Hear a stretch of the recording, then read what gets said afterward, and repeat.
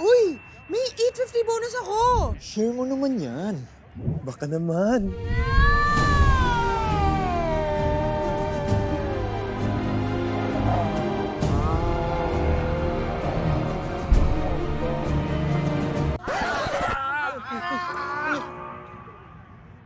Oh! Ano sa tingin mo? Sino mananalo? Hindi ko sure eh. Check natin comments. Sino?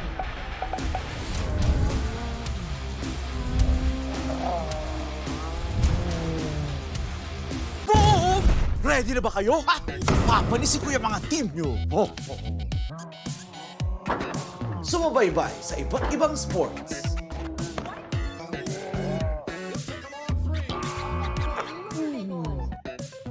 Uy! Andiyan pala kayo. Tara, nood at chat na tayo. Arena Plus Live. Watch, play, and win.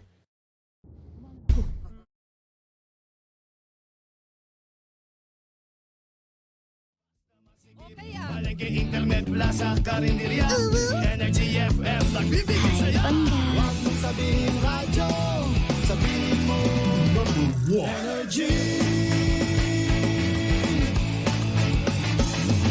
Pangga, Energy kaibigan mo. Pangga, Energy ang numero uno. Agad tumango na at isigaw mo. Same, pero iba. Huwag mong sabihin radyo, sabihin mo Energy. Naka-energy na ba ang lahat? Lagi! Cheers, miss! Dabaglita! With Tita Cora and Kapitana Sisa. Same, pero iba. Ay, patuloy pa rin pong nakatutok at nakikinig sa number 106.7 Energy FM. Panggawag mong sabihin radyo! Sabihin mo! Oh, diba? I'm so brown Yes. today. You're so, I'm so longganisa. and you look so Ganon. clean and fresh and Yes, ganyan pure. talaga nagagawa kapag weekend. Oh. Diba? Na nag-revitalize ka. Revitalize! Nag-rejuvenating. Nag-revitalize ka, naglagay ka ng mga sea salt on your skin. Ano Mga ka? ganung aspeto. Tilapia? Hindi. Ano? Kilawin. Ito yung kalamansi! Kilaw. Ay, suka lang yun. Ano ka ba? Ah, talaga ba? Parang hindi ka kumakain ng kilawin ah. Ano, anak? Oy, hindi ka kumakain ng hilaw?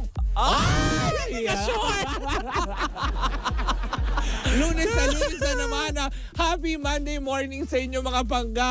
Tama yung kanina sinabi ni Tita Cora. It's a false news na ngayon ay holiday. Doon sa mga nag-leave. Correct. Akala nyo ay holiday pues. Correct. Charge yan sa mga leave nyo. Minsan awal pa. Diba? Diyos ko po. Nakakaloka. Ako po si Kapitana Sisa. At ako naman yung Tita Cora. At eto na ang Baklita sa Woo Woo Woo! Diba? Nakakaloka yan. Ang Yes. saya. Happy Monday morning sa inyo lahat. At syempre bago tayo, ayan, tuluyang magchikahan to the highest yes. level. Eto na, ipasok mo na. Go! Chika sa Arena!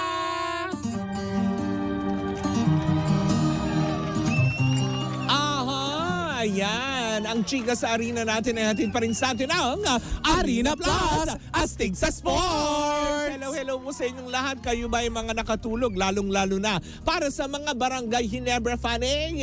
Oo nga. Nakadalawang puntos na tayo. O, diba? Nakadalawang panalo na nga sila dahil kagabi ay nanalo sila ng 10 points Oo over nga. Phoenix.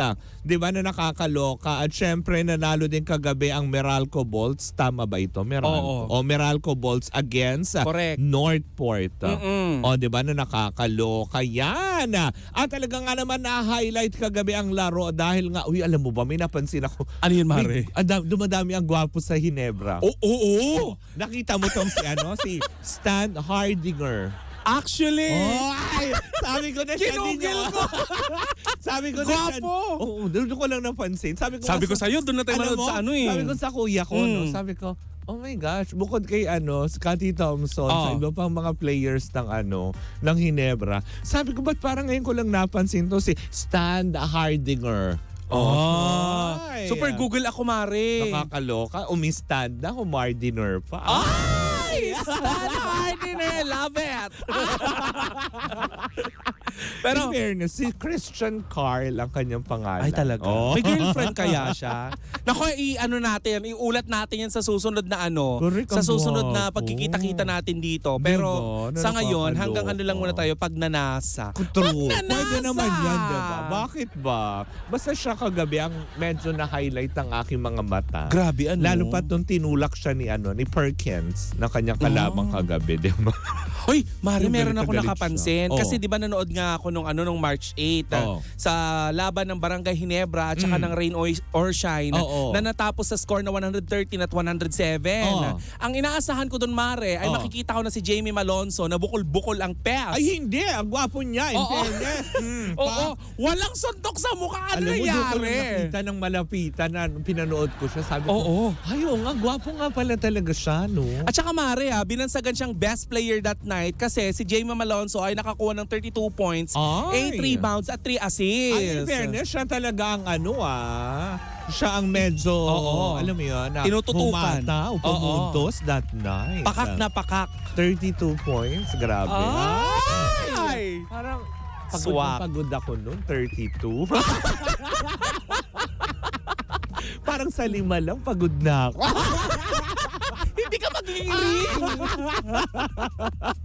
Pero alam mo, Oo. habang tumatagal talaga, nakikita natin kung sino yung mga magagaling maglaro. Correct, diba? hindi ba? At syempre, di ba, para sa standings pa rin, syempre, di ba, ang Blackwaters, Mare, sila pa rin ang leading ngayon na may 3 wins and 0 lose. Uy, nakakaloka. Kung nga pangalawa ang Barangay Ginebra na 2-0. O, diba? Yes. 2 wins, 0 lose. Oo. Alam mo kung sino pinakakulelat, Day? Sino? O, eto. Phoenix ba? Hindi. Converge. Ay, oo nga. Sa 4 na laro nila, Mare, 0-4. Oo nga. 0 win, 4 lose. Ano na Converge? Tapos mo nga pangalawa sa kulelat ang Rain or Shine Correct. with 0-3. Diba?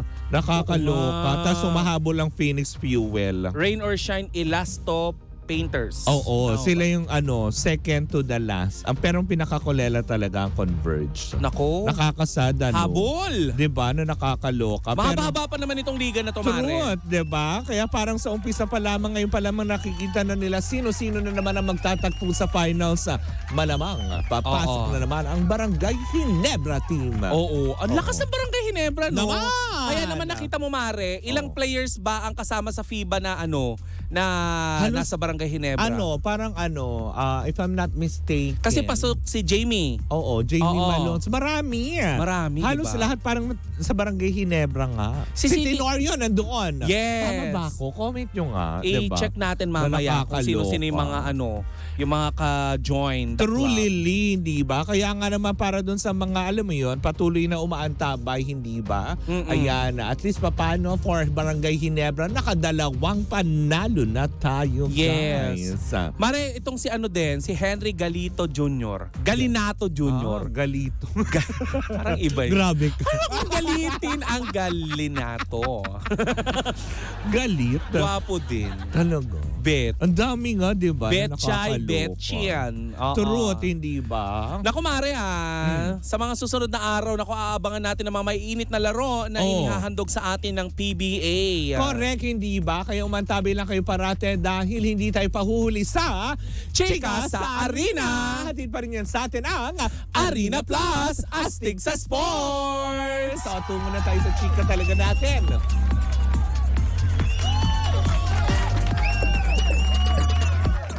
Oh. Yes. Nako, eto na nga ang chika ulit ng dalawang... Quick change. Oo, ng dalawang bakla. Ano chika mo, Mare? Kung inantabayanan nyo, akalaan nyo ba naman eto na para matapos na ang inyong mga haka-haka. Ano ang yes? inyong mga pag-iisip na kung ano-ano at kung ano-anong gawa-gawa ng issue. Oh. Hindi ka galit na galit for the Monday. Eto na, ang programang It's Showtime mananatili daw sa GTV at hindi totoong ililipat sa Free Channel 7.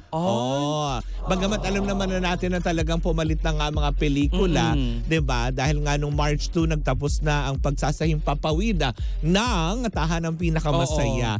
Ay ayun na nga. As in talagang hindi naman daw pala, wala naman daw katotohanan. Even sa mga Showtime hosts or sa mga Showtime staff, hindi nila pinapressure yung sarili nila kasi nga kumbaga sa kanila, masaya sila na may tahanan silang. Alam mo yon na Pinakisisilungan. Oo, 'di ba? Matapos nga sila kasi 'di ba na alam naman natin na biglaan din pinatigil at pinahinto TV5. at tinaboy. Tinaboy! Hindi sa TV5, 'di ba? Na bigla na lang din pinutol na tegi boom boom bells na kayo.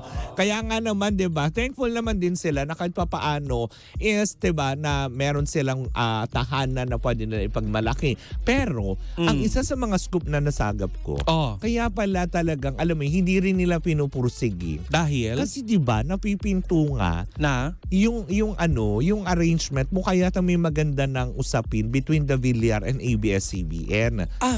Pag nagkataon mare, di ang Showtime babalik sa Channel 2 sa noontime. Kung sakaling ililipat ng GMA7, mukhang hindi rin nila gagawin.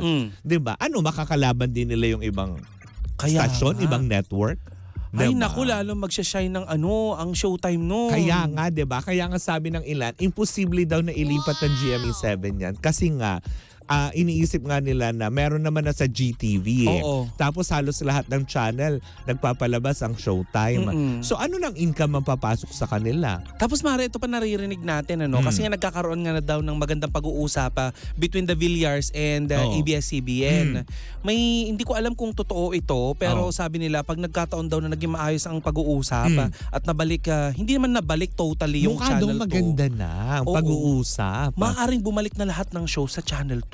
Diba? O, di Pero paano na yung under partnership? sila ng AMBS. Yun nga. Hindi sila magiging ABS-CBN pa din. Paano nga yung existing contract nila with the GMA kung gano'n ang mangyayari? Wala naman magiging problema, I guess. Kasi GTV siya kumbaga parang content provider naman sila. Na siguro doon pa din palalabas through GTV. Ako nga napaisip din ako doon. Diba? Paano nga naman pag pinalabas na yun sa Channel 2, nasa GTV pa ano rin? kalabanin nila yung sarili nila? Diba? Hindi ka adik ka. Napati gutom kinakalaban mo. Kasi nga ngayon daw, ang chika naman daw, isa yan, ang isang Showtime sa malakas na nagpapasok ng pera sa GTV. Diba? Kaya nga naman ngayon daw, parang pinag-iisipan pa daw, pero wala pang pinal na desisyon ang GMA7. Kasi marami daw nagpo-propose na gustong gawin. Nandyan pa nga yung, alam mo, lumutang yung pangalan ni Willie Revillame na gagawing host daw siya. Kaya sasabi ng mga tao, bakit? Mare, marami nagsabi sa akin na taga-GMA na mukhang hindi na makakabalik si Kuya Will sa GMA. Bakit? Yung ginawa niya, di ba pinagpalit niya nga ang dahil nga di ba yung umalis siya na nire-renew yung kontrata niya dati. Ayaw okay niya. Yung pag-alis niya doon. Napunta siya sa All TV tapos may biglang nagsara. Tapos ngayon nga nurse balik-balik. Ganon. Ano yan? Sex bomb? Laban bawi? Ganon. Uy, mukhang may sama ng loob ang sino? GMA sa kanya. Talaga ba? Kaya hindi na siya makakabalik. Yun ang sabi At saka gusto daw niya kapag bumalik siya doon, parang kasama siya sa production, may kikitain siya bukod sa kita niya bilang host. Siyempre hindi yan pagbibigyan. Ganon.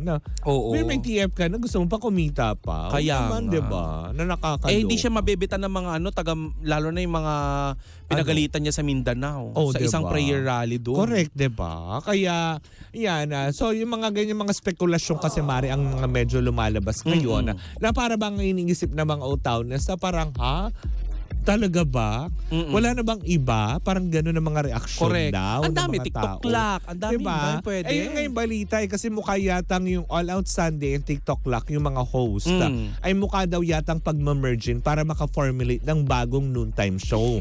Diba? Actually, pwede nga maaari ilagay nila sa tanghali ang suggestion lang naman bahala kayo kung susundin ninyo. Ilagay nyo sa tanghali yung yung show ni Dingdong Dantes. Hindi Family Feud. Hindi. Parang ngayon ang chika, alam mo kung bakit? Si Michael V yata, parang pino-formulate nila ng parang ganong game show. Ay talaga? Sa tanghali. Ay kabog. Hindi gagalawin sa slot ni ang Family Dingdong. Feud sa oras niya. Alam mo kung bakit? Bakit? Isa yan sa top rating program. Na inaabangan talaga. Panghapon. Oo. Kasi ano yun prime time sa TV Correct, yun eh. diba? Actually, wala namang, diba? Kahit saan ka naman ilagay kung talagang effective ka, diba? Oo Bakit si naman. Cassie and Marga? O, diba? Cassie and Kadenang hinto. Oo. Bakit, diba? Marga, oo. Marga and Cassie. Oo. 2:30 ng hapon na teleserye. Pero pumatok, napasputok. diba? Oo. Wala nga yan kasi sa prime time kung saan. Kung talagang magaling ka, diba? Susundan ka ng mga viewers Hindi mo. ka kagaya ni Paolo Contis na nagdadamdam daw sa GMA7. Oo daw. Tapos humagulgol daw sa loob ng dressing Oo, room. ganun. Normal lang naman yun. Siyempre nagtapos yung kanilang show. Hindi dapat humarap siya sa salamin. Tapos, Ikaw kasi dapat ginanon niya. di ba nga sabi nga nila, binansagan nga siyang attorney no case. Oo. Hindi, totoo naman, di ba? Kung totoo man na umiyak siya, sana humarap siya dun sa salamin na dressing Sinisi room. niya yung sarili niya. Kasi ikaw, Oo. ang daldal mo, ganon. Oo. Ayan. Kasi daldal ng daldal. Oo. Bibig, ganon. Hindi Pero- kasi natikom yung bibig. Oo. Puro kaanuhan. Ano Oo. nangyari? Dapat ganon. Yan ang sabi. Oo. Pero panay nga ang puna sa kanya nila Nay Christie nga dahil dun sa Talaga? Dahil pumayag nga daw di umano siyang ibala sa kanyon at gawing ano bang tawag doon? Hindi ko Panglaban. naman siguro gusto niya di ba? Kasi parang siguro sa aspeto na yun nakikita kasi ng ibang mga tao, parang feeling niya na siya yung magli-lead. Di ba? Di ba nga sabi nga niya dati, ako na lang ang ibas nyo, wag na yung mga kasama ko. Tama, di ba? Binigay ng ayan. taong bayan. Be careful what you wish for. Di ba? Sabi nga nila. Oo. So anyways, di ba? At least, di ba? Ayan, para matigil na po ang mga spekulasyon kung sila ang ililipat sa GMA7. With it. Hindi po. Mm-mm. At hindi rin yata din gagawin ng GMA7. Oo. Dahil nga meron silang gagawin na parang sa sarili nila na kahit papaano ay para makipagsabayan sa rambulan sa tanghali. Correct. Diba? Hindi ilagay yung baklipas. Hindi lalo nagsara. Baka 2 days pa lang nagsara na MTRCB. Baka magkatotoo na yung sinasabi mo, Araw-araw. pinatawag tayo. Araw-araw tayo na sa MTRCB. Oo, ilapit pa naman ng GMA sa MTRCB. So anyways, dyan po muna natatapos ang ating chikan for today's Sarap. video. Muli po ako si Kapitana Sisa. At ako naman yung Tita Cora. Kami pa rin ang Baklita sa Woo Woo Woo! At tuloy-tuloy pa rin po ang ating tugtugan. Siyempre dito po lamang yan sa number 106.7 Energy FM. Panggawag mong sabihing radyo. Sabihin mo!